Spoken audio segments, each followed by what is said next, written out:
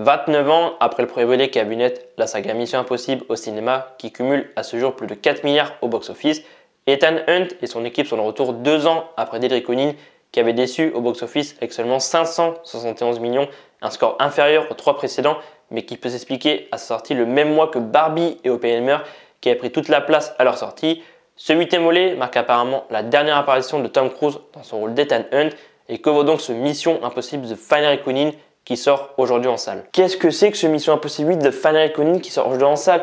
Comment on est passé à ça qui sort aujourd'hui, à clairement Protocol Phantom en 2011, Rogue Nation en 2015, Fallout en 2008 et Dedrick Koonin il y a 2 ans en 2022.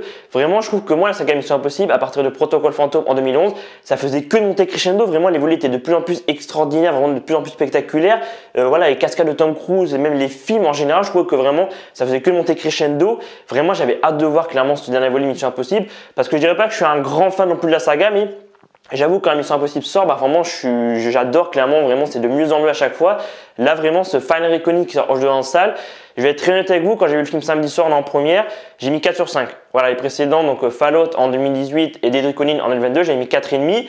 Et puis je sais pas, en sortant de la salle, je me suis dit ouais franchement c'est moins bien que les 2 précédents, mais en vrai je trouve que c'est bien, c'est un bon dernier volet. Et je sais pas, avec le recul lundi, je me suis dit 4 sur 5 c'est peut-être un peu trop, tu vois. En fait le truc que j'ai avec ce dernier volet c'est que Fallout quand je l'ai vu en salle, Dedrick Koonin quand je l'ai vu en salle, j'ai vraiment l'étincelle, je me suis éclaté vraiment, j'ai vraiment pris un plaisir monstre devant les 2 films. Alors que là Final Reckoning, en vrai ça fait quelques jours que je l'ai vu, tu vois, et j'ai pas ce même ressenti, tu vois. Je me dis c'est moyen, c'est pas bien, c'est pas très bien, c'est pas exceptionnel, tu vois. Je me dis qu'en fait, Fallout, Dedrick Koonin, tu vois, je me rappelle après, tu vois, après plusieurs années, je me rappelle encore, il y a des scènes, tu vois, là, rien que d'y penser, ça me revient en tête. Alors que là, Final Reckoning, j'avoue que ça fait que quelques jours que je l'ai vu en salle et je suis déjà en train de l'oublier. C'est pas marquant, je trouve que les scènes d'action, clairement, elles sont beaucoup moins présentes que les précédents. Le film dure 2h50, si je me trompe pas, c'est le plus long de la saga Mission Impossible. On peut dire que voilà, à 10 minutes près, il dure 3 heures.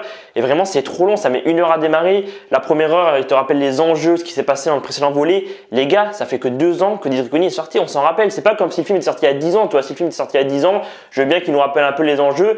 Mais vraiment, pendant 1 heure, il te rappelle les enjeux du précédent volet. Ils vont te mettre des scènes flashback pour jouer un peu sur l'effet nostalgie parce que c'est censé être le dernier volet de la saga Mission Impossible avec Tom Cruise, tu vois. Et ensuite, au bout d'1 heure, ça commence à démarrer. On a, je dirais, les 2 grosses scènes d'action qui sont dans le film. Vraiment, c'est la scène clairement de l'avion qui était vendue comme la grosse cascade de Tom Cruise. Clairement, en vrai, je trouvais que la scène, de l'avion avec Tom Cruise, on nous a montré via les trailers. J'ai pas trouvé la cascade impressionnante. Je dis pas que c'est nul, je dis pas que je pourrais le faire, tu vois. Mais le mec nous a tellement habitués à des cascades impressionnantes. Le Burj Khalifa, il a sauté en moto, il est resté accroché à un avion. Enfin, vraiment, il a fait tellement de trucs. Dans Fallout aussi, la scène hélicoptère, je l'ai trouvé vraiment exceptionnelle avec Henry Cavill. Vraiment, je trouvais cette scène exceptionnelle, tu vois. Et ensuite, on a la scène quand il va sous l'eau dans le sous-marin. Personnellement, je trouve que la scène sous l'eau, elle est beaucoup plus impressionnante que la scène de l'avion. Vraiment, ils ont vendu le truc en mode ouais, Tom Cruise, il fait sa cascade tout seul encore une fois. Vraiment, c'est exceptionnel ce qu'il a fait. Je suis désolé, mais j'ai pas été ébloui. Je dis pas qu'il faut des scènes d'action à tout va, tu vois, toutes les minutes, mais je trouve que les précédentes Missions Impossibles, surtout à partir de Protocol Phantom, on était habitué à vraiment beaucoup mieux que ça. Vraiment, ça s'essouffle en fait. C'est ça le truc, c'est que ça fait 8 films et au bout de 8 films, tu sens que la saga est clairement arrivée un peu au bout, tu vois. C'est un peu dommage que ça se termine comme ça. Moi, je trouve que ça termine un peu sur une mauvaise note. Après, voilà, moi, c'est mon avis. J'espère votre avis. Si vous avez adoré le film, en vrai, tant mieux. C'est les goûts, les couleurs. Il y en a qui vont aimer le film, il y en a qui vont pas aimer. Comme tout film, tu vois. Mais ouais, vraiment, je suis quand même assez déçu parce que je trouve que les 2 précédents, vraiment, les 4 derniers, vraiment étaient exceptionnels. Donc, ouais, franchement, je suis un peu deg là pour Mission Impossible.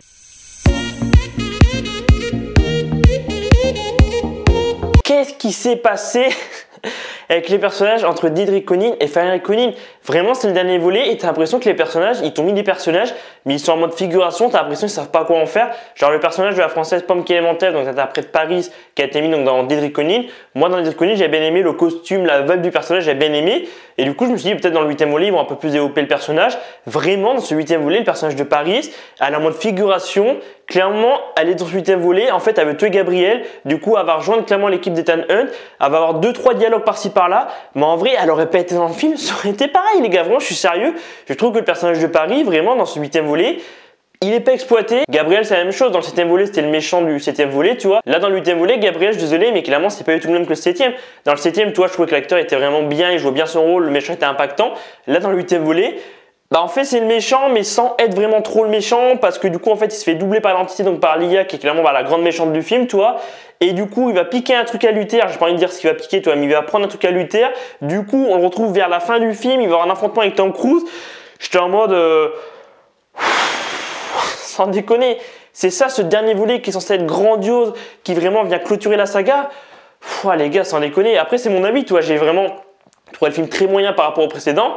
Mais ouais, là, franchement, c'est pas possible. Le méchant Gabriel, oh là là, sans déconner, c'est plus un méchant, là. Le gars, il est figurant comme le personnage de Paris. Ensuite, on a le personnage de Degas. Alors, personnellement, j'avais aucun souvenir de lui. Apparemment, il est déjà dans le 7e volet.